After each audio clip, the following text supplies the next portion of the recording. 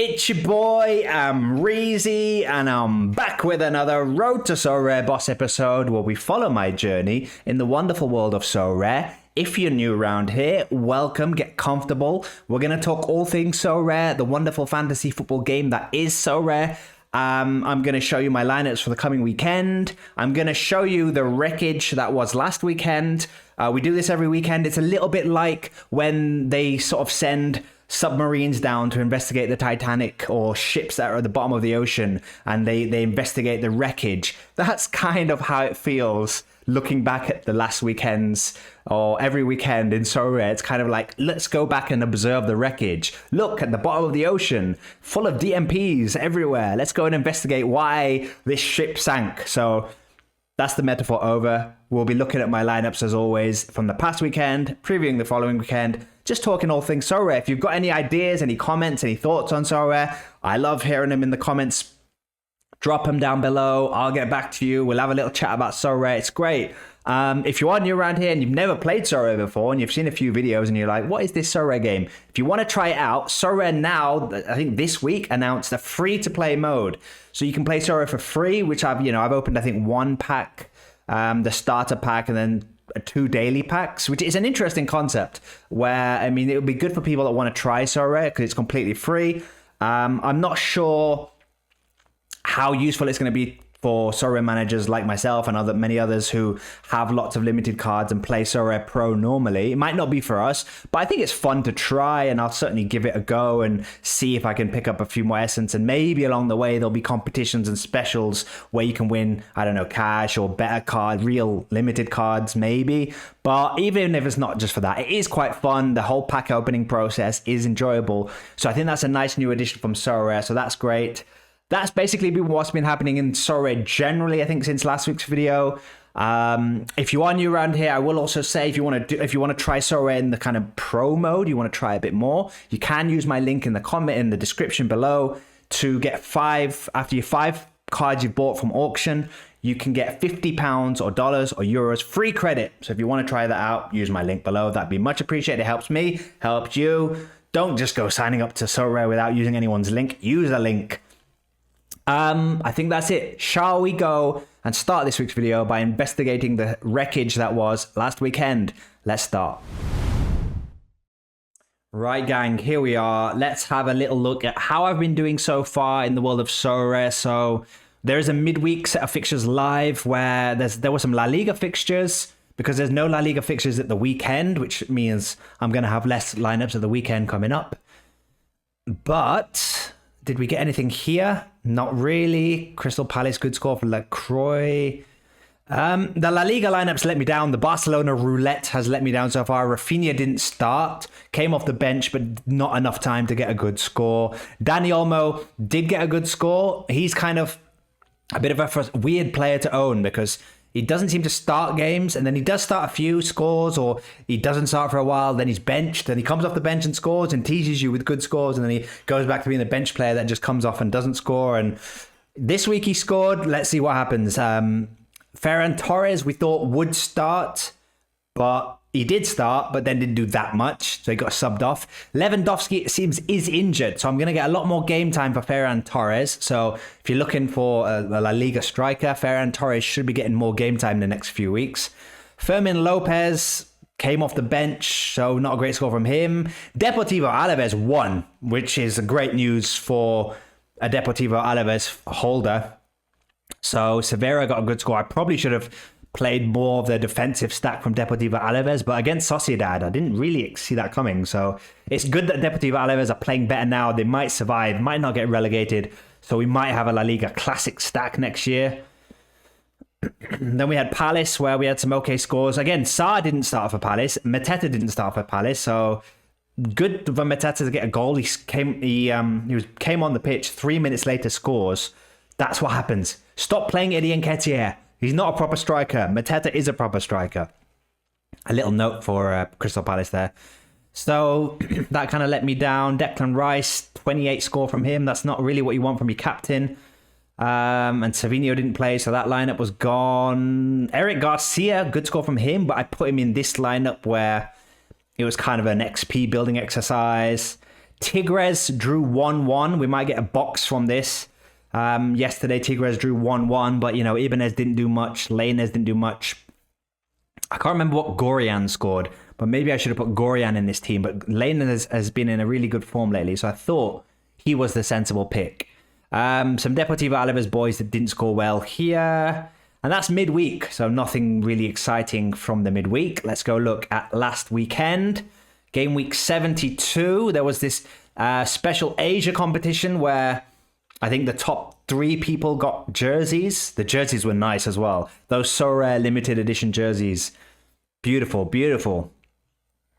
Then I had some special competitions, specialist competitions, and I took one of them seriously. I took this one seriously because West Ham had Southampton. So I thought, okay, West Ham at home against bottom of the league Southampton. This is an easy win for West Ham. Surely this is when the West Ham stack comes good. Last chance for my West Ham stack for this season, surely.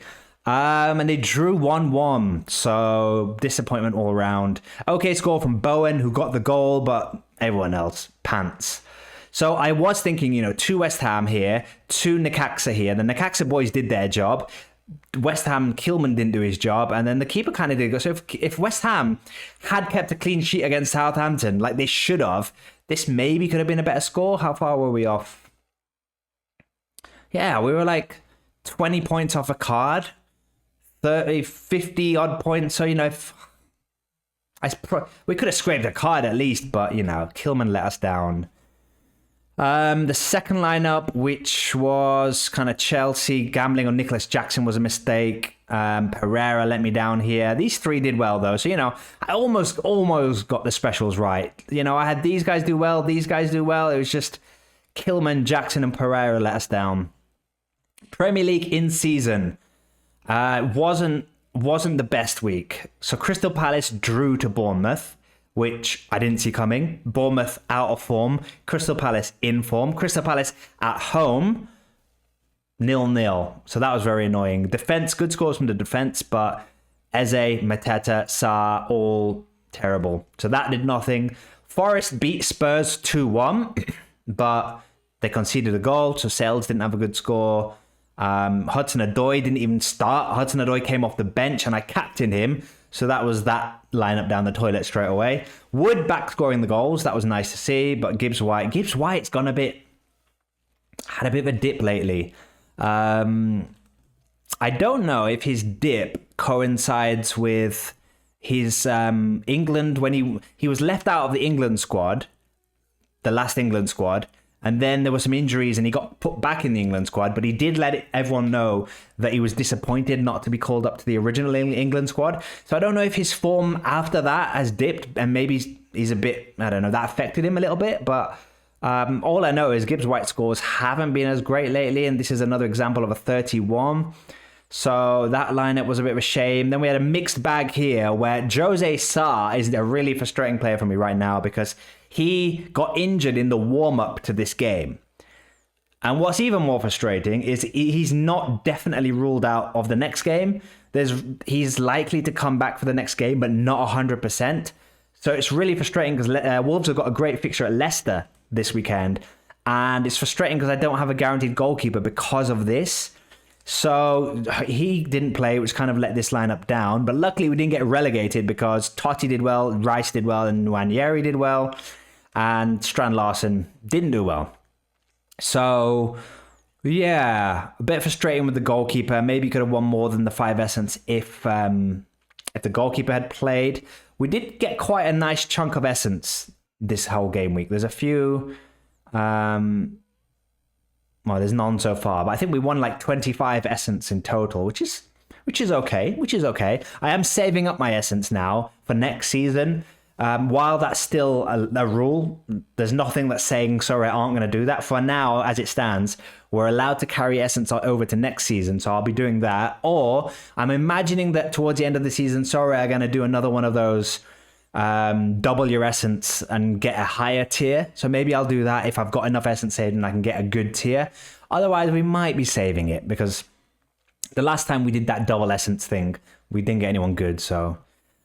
Classic, we backed West Ham because, you know, West Ham had Southampton at home. Who wouldn't back West Ham? So we put 4 West Ham cards here. Fulkrug did well, got an assist, but the rest were average. And then Anthony Robertson lost to Chelsea, surprisingly. I didn't see that coming. I thought Fulham would beat Chelsea. But the mighty Blues came back in injury time to win. And Robinson, even though he got a assist, a clearance off the line, he got an error that led to goal, which was really annoying because he was on for an okay score, but that put that in the bin. Then we went for Chelsea here, mainly just out of blind optimism rather than sort of a sensible strategy. Cole Palmer's still not up and running properly. These are not Cole Palmer scores. These are just not Cole Palmer numbers. Possession lost 13 times. So Cole Palmer's not quite back yet. In the last couple of weeks, he's shown glimpses of, is he back? Is our Cole back? But he's still a bit lukewarm. He's not cold yet. So Cole Palmer probably should stop captaining him. Probably should start captaining Enzo Fernandez because he's one player who, even when Chelsea haven't been good, always impresses me. He's a real leader on the pitch, a real quality player. I really like him. I should probably captain Enzo Fernandez now instead of Palmer in most games. So that's where I went wrong in this lineup. Pope also conceding 4 goals. Didn't help. Didn't see that coming. Villa thrashing Newcastle. And Madueke maybe isn't first team anymore. Maybe Neto is. So we'll probably play Neto now in the kind of the main Chelsea lineups over Madueke. And then Neto will probably be benched and Madueke will probably become first team. And then we'll have to switch it over again. This team, okay, scores from Neto and Arrizabalaga, Kepa. But Konza, Cunha, Caicedo, all a bit meh. Then we go to La Liga last weekend where Rafinha got 100 and we didn't captain him. We captained Alvarez, who Atletico Madrid lost. They had an easy game against 18th Las Palmas and they lost 1-0. So I think the Atletico Madrid... I think that momentum's gone now. Even though Alvarez is a quality player, I think Atletico Madrid are kind of in a place where they're not in the title race anymore. They're out of the Champions League. I think their heads have dropped and they are probably just waiting till next season now. So I probably shouldn't captain Alvarez again. We should probably just stick with Rafinha or Ferran Torres like we did in the second lineup. The rest of the Barcelona boys let me down though. Deportivo Alaves didn't keep a clean sheet. Clean sheet, though, for Leganes. Another good score for Dimitrovic. He's picking up some nice scores lately. And as it seems like a lot of those teams at the bottom, like Leganes, Alaves, they're getting their act together. Even Las Palmas beating Atletico Madrid. Those teams who are in danger of getting relegated are getting their act together in La Liga. And it's going to be a close relegation battle. So I've got Leganes. I've got Deportivo Alaves. So I'm kind of hoping that they both keep their good form going. And we can keep scores like this combined with Barcelona players. We just have to get it right. We just have to get the starting players right for Barcelona, which is going to get even more hard because Barcelona are in the Copa del Rey, Champions League, and the league. They're still top of the league, so they're going seriously in all 3 competitions. Now with Lewandowski injured, not with the deepest squad, a lot of really young players in that squad. So it's going to be really hard to predict the Barcelona league starting lineups now. I think Champions League lineups will be easier to predict, but League, who knows? Who knows? It's all over the shop. So my only hope in La Liga in season is that I nail the Barcelona starters and the Deportivo Alaves / Leganes players I play with them don't let me down that week. So it's a lot to ask for. Vicente scoring for Deportivo Alaves or assisting, that was good to see here. Everyone else letting me down. Champion, Monaco. Ugh, I watched this game. 0-0 against Strasbourg. And watching this game, I was just more impressed with Strasbourg. They look really good. And as, you know, they're kind of Chelsea's feeder club, you know, where Chelsea send a lot of the kids to. And they just look solid. Really solid team, Strasbourg. Solid goalkeeper, defenders, well-organized team. Really good, really good team. Monaco should have won. They have enough in their team. Bireth had a quiet game. Minamino had a quiet game. Akliouche had a quiet game. Really frustrated by the Strasbourg sort of tight defense. So they were up against a good team, Monaco, but it was disappointing that none of my players got good scores. And even in a 0-0, Singo, you might have expected to get a better score. The defensive midfielders, you might have thought they would have won a few more battles. They didn't. So not a good score from here. This lineup, the other Monaco boys didn't do well. Kera didn't even start. Minamino didn't do well. Muniz is injured now, so that's annoying. Rodrigo Muniz is now injured. This team, nothing to get excited about there. Nothing to get excited about in Challenger, as always. Contender in season. Some more XP and Essence one here. Our Tigres boys, again, just not all smashing, Tigres. Just not all smashing. Even though they won 2-1, defenders not quite hitting. Ibanez not quite hitting. They need a striker. Tigres need a new striker. Hopefully it's Angel Correa, because I've got his card, as I told you last week, for 22p. Hopefully he's the missing piece in this jigsaw, and Brunetta and Gorian can have someone more reliable to feed. But, you know, with Gignac not going to be playing anytime soon, Ibanez is still the main guy. But yeah, they do need a new striker. Speaking of great strikers, Juka scored in what was his last game of the season. It was kind of the last game of the Mexican season before the playoff stage. So there's no Mexican fixtures this weekend as they kind of sort out the playoffs. So no more Santos. Santos here making some last few appearances. Santos, once again, a terrible season. Ended the season with a home 4-0 thrashing. So that was nice to see. Vergara didn't play, so I captained the wrong player there. Got relegated from this lineup because captained the wrong player. Santos let me down. Tigres boys did good, but everyone else let me down. Aldo Lopez has been a good sort of player for Santos, even when they've been doing terrible. He's been putting up quite a few good scores, Aldo Lopez. So hopefully, if he stays next season, the danger with the Mexican season's ending is that Santos usually lose their best players and then bring in a whole new bunch of random dice rolls. But yeah, Aldo Lopez has been good for the last couple of weeks. I just haven't been able to put him with better lineups, and this was another weekend like that.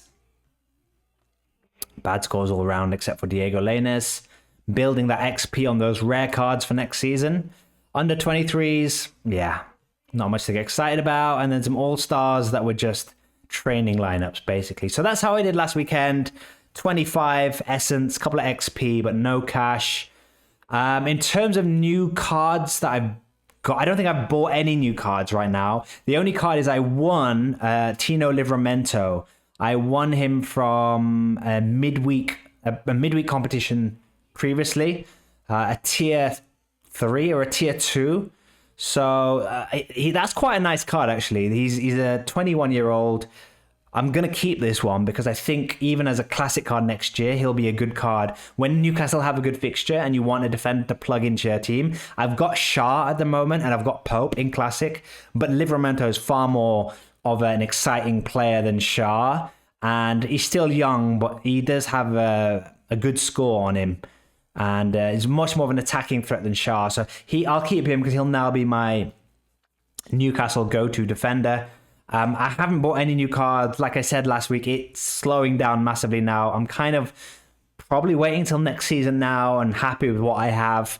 I'm trying to just get rid of a few cards, maybe trade in a few cards for in-season cards that I don't want for next season. But my gallery's fairly trimmed now. I'm fairly happy with what I've got for next season. So people like Livramento, we'll keep them for next season. They've also got Ipswich at home this weekend, Newcastle. So Livramento will be straight into one of those lineups. And speaking of those lineups, let's now look at my lineups for the coming weekend. Here we go, game week 74. These are my lineups, and it's going to be a little bit of a quiet weekend for me because the Premier League isn't at full schedule. Teams like Crystal Palace, who I have a lot of cards from, aren't playing.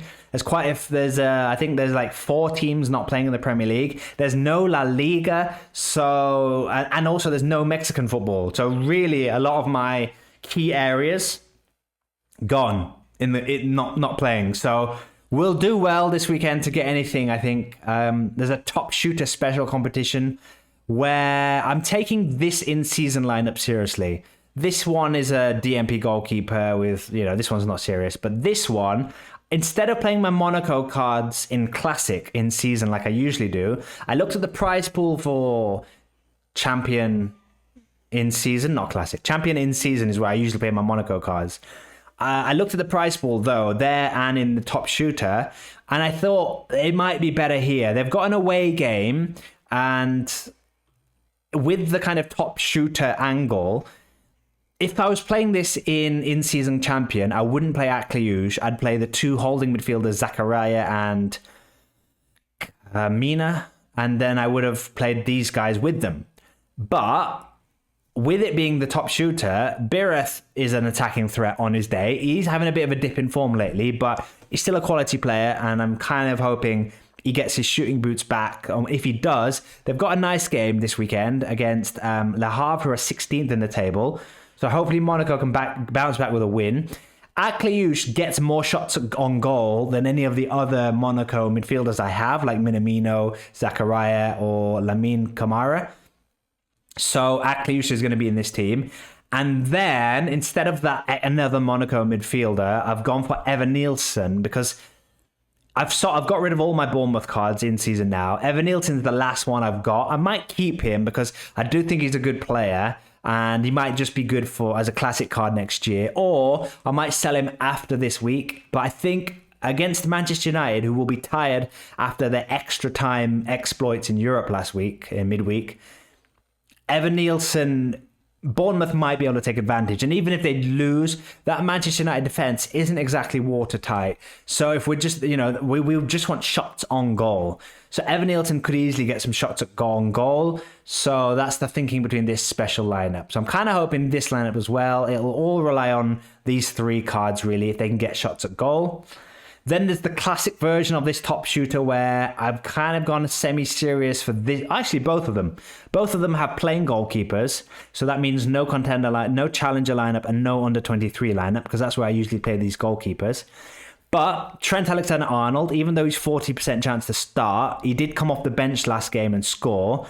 So I'm kind of thinking maybe he's got that momentum. Even if he comes off the bench again, he'll be desperate to score and prove a point. He's in that. He looked fired up when he came off the bench last game. His celebration was weird and fired up, and he's got a point to prove. So, and it's Spurs. So if he starts, plenty of chances. Spurs' defense is not exactly sort of AC Milan in the 80s and 90s. It's not exactly Hullet and Baresi. It's Spurs. So Liverpool, I think, might be able to win the league. So they could be really up for that game. At home, they want to win the league. Against Spurs, Trent could get some shots. Enzo Fernandez could get some shots. Against Everton, I kind of imagine Chelsea will play quite a conservative midfield. So it might be two holding players, and Enzo Fernandez might be the more advanced one. So if that's the case, he'll have more chances of shots. That's why Enzo Fernandez is here. Sanchez gets shots on his day, can get a lot of shots. And then Samudio is 60% chance to start, but he's playing. I never usually play this guy because he's in Challenger. I have him because he's part of my Necaxa collection. But when I was looking at his scores, I was like, let me just look through his past scores. And if we go on attacking, he got 2 shots on goal in his last game. He got no shots at goal that game. This game, 3 shots at goal. So basically, he gets shots at goal. None on that game. 2 shots on goal in this game. So he gets shots at goal. That's what I figured. And he's playing a team 17th. So even though it's an away fixture, he's playing a team 17th. Now, 60% chance of starting is the only thing that's going to ruin it for me. But if he starts, he's playing a weaker team. And on his day, he does get a lot of shots at goal. So that makes sense for this team. Cucurella also gets quite a few shots at goal on his day. Likes bombing forward, getting a few shots.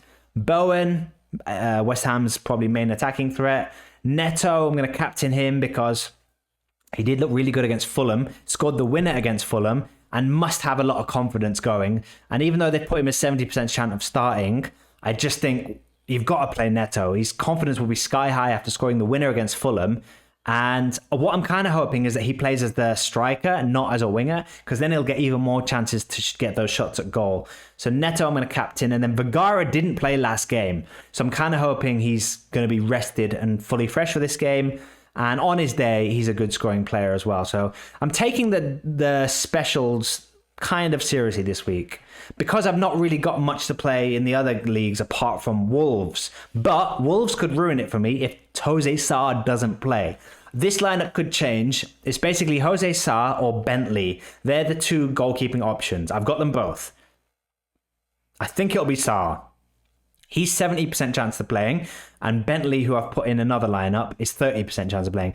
I'll be checking the team news right up until the deadline. If there's any news that Sa's not going to play or will play, that could change. But hopefully Sa plays and doesn't ruin this lineup, because it's Leicester at home, and I'm going to go for two defenders. Leicester haven't scored in a million years, so a clean sheet for Wolves is surely on the cards.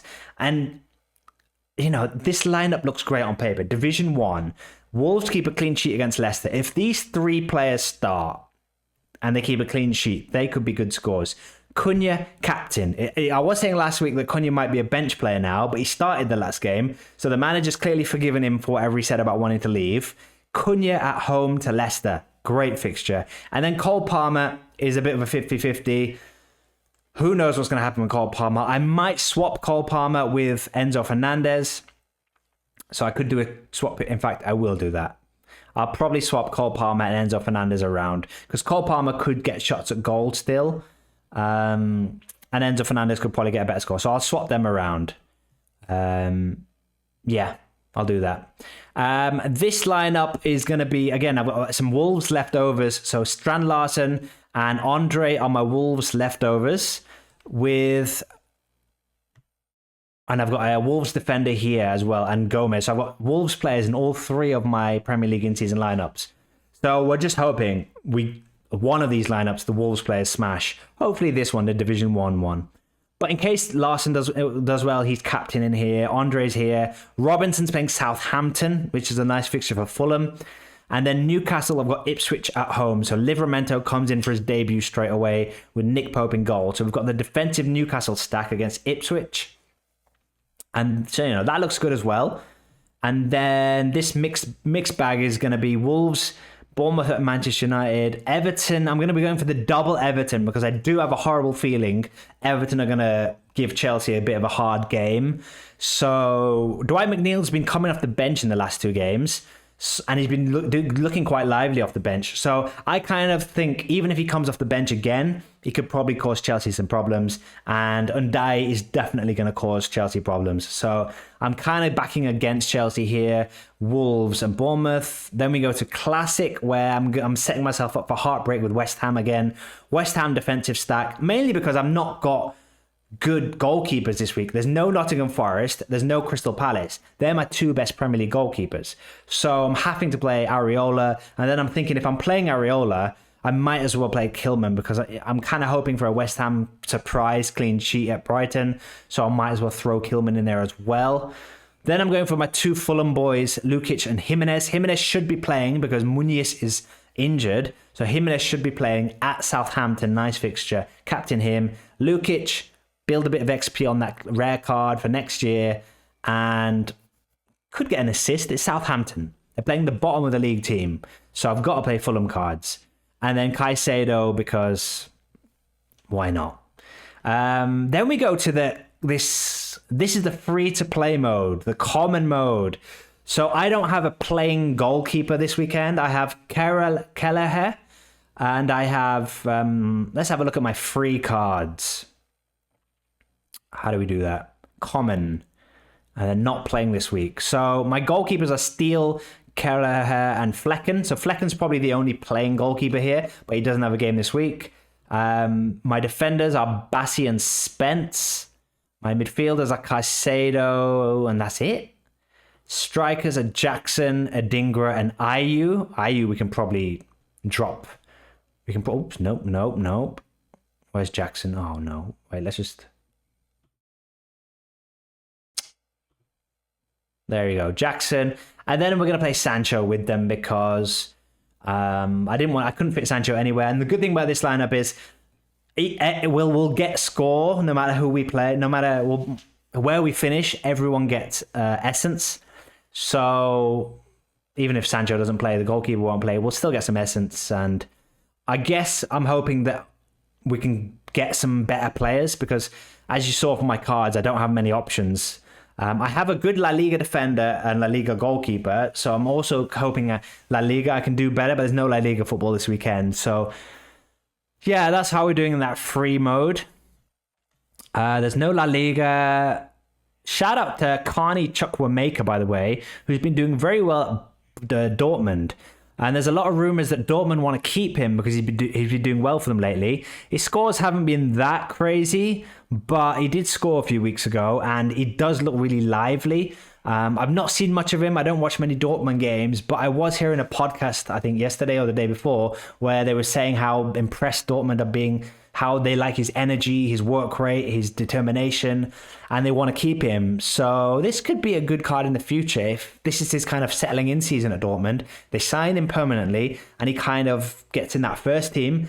That could be a nice little card for classic champion in the future if he becomes a Dortmund regular. MLS warm-up. Let's not get too carried away by that. And then we go to champion. Now, this is where I would usually play my Monaco starting lineup. So I'm going to play still 3 Monaco cards, the 2 holding midfielders and Caio Henrique, who can be get an assist or 2 on his day.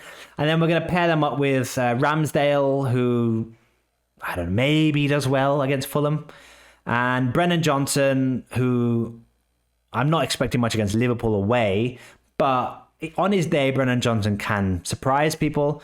So let's hope he can do that against Liverpool. Then this is where I've played Daniel Bentley. So if for some reason he does start, this lineup will become good. If he doesn't start, it'll be a DMP goalkeeper. So it's in Division 3 in case the goalkeeper doesn't play. If I get news that he's more likely to play than Sarr, then Sarr will be in this lineup and Bentley will be in the Premier League in Season 1. But if he does play, I've got 2 more Monaco cards. Harry Wilson, who came back from injury last week.